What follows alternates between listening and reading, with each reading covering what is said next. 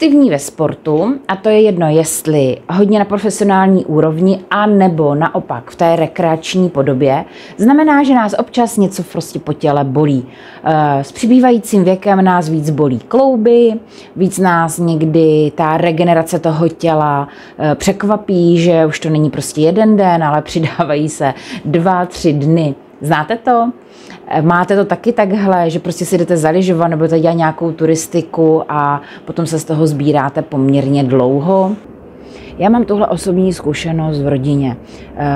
Jedno dítě velmi extrémně sportuje, dělá bojové sporty, druhý dítě hodně jezdí na koni. A z logiky věci my se nevyhneme tomu, že něco pořád řešíme. Namožený svaly, natáhnutý vazy, bolesti v kloubech nebo nějaký pády z koně. Já to řeším tak, že za pomoci frekvenční harmonizace děti naměřím, udělám jim biofeedback, a nebo to často řešíme tak, že prostě bez měření rovnou dáme spoustu programů na frekvenční harmonizaci těch relaxačních, aby nebolely klouby, a aby tam byla úleva na tom těle, prostě nějaká regenerace toho těla. A výsledky jsou za mě ohromující.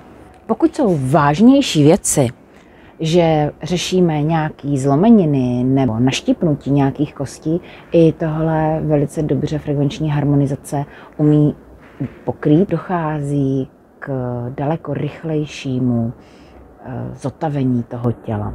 Zajímá vás víc, jak funguje frekvenční harmonizace?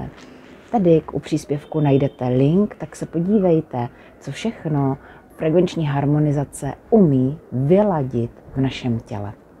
Jak silná může být frekvenční harmonizace, najdete na stránkách www.frha.cz.